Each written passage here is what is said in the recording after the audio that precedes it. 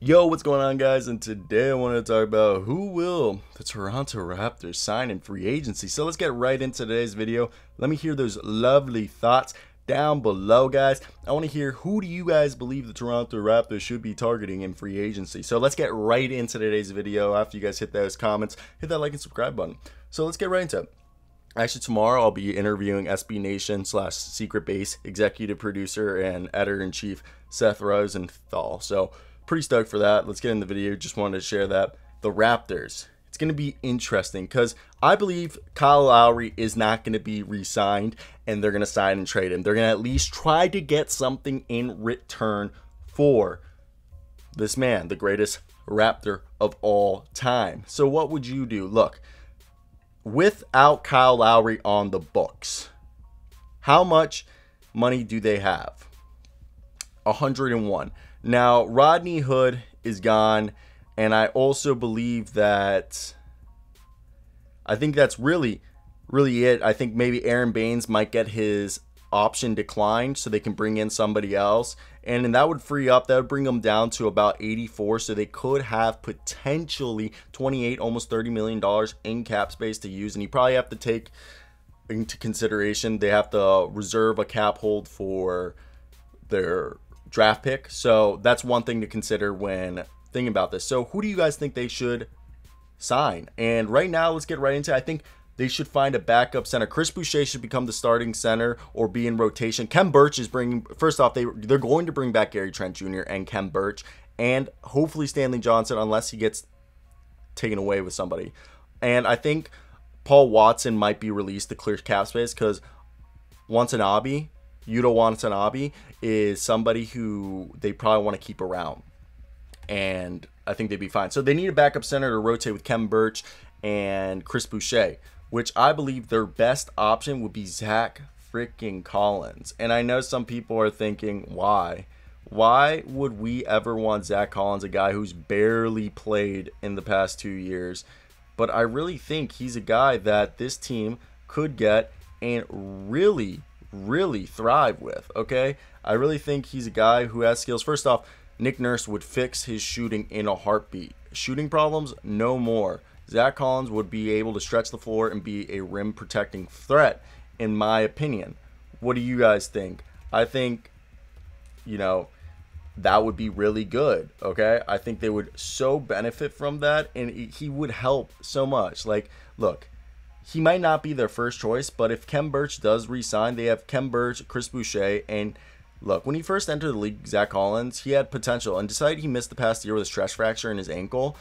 He should be a lot of target with a big target for a lot of teams, especially that, yes, he's a restricted free agent, so he can get sign an offer sheet, but if sign an offer sheet with another team, but the Blazers can match, I don't know why that was so hard. But at 23, he's a guy who has potential as a scorer and a rebounder and a rim protector. And this is a team who's had some success with DeAndre Bembry. So I think really Zach Collins could be a guy. Obviously, Dwayne Dedman is a guy who shot over 70% last year, and he was like super underrated. And he could really help them right there. Now, is he the number one option? I don't know. I think Zach Collins, if they lose out on any of the other guys they wanted, I think he's definitely a really he's not going to be cheap, but compared to other players, he could be a cheap guy that you could sign right now long term, and he could maybe flip into something pretty good, or worst comes to worst, you might have to use him in a trade piece. But there's so many worse things that could happen to you. So I want to hear those thoughts down below. Do you guys like the idea of Zach Collins being part of the big man rotation? A guy who could potentially stretch the floor and score, being a fourth or third option, grab some rebounds and block some shots. I mean, he's not going to be the world's best defender, but it seems like he can play some defense. Now, Devonte Graham. Devonte Graham was the odd man out of the Charlotte Hornets backcourt.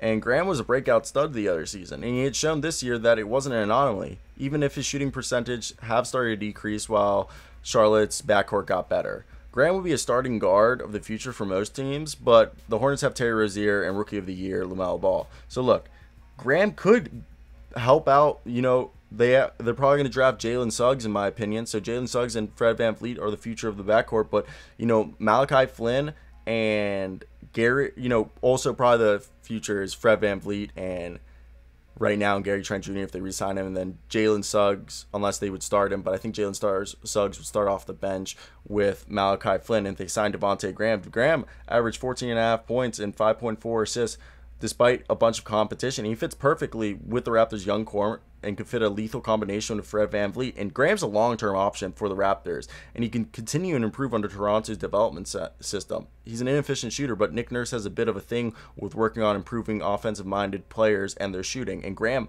might be the next pet project that he starts, okay? I think he'd be great. I think he really, really would be great, and I think he's somebody that people are not realistically thinking about, like, hey, how neat would it be actually to have Devonte Graham in a Raptors jersey? Now, there's always tons of other players that they could go for.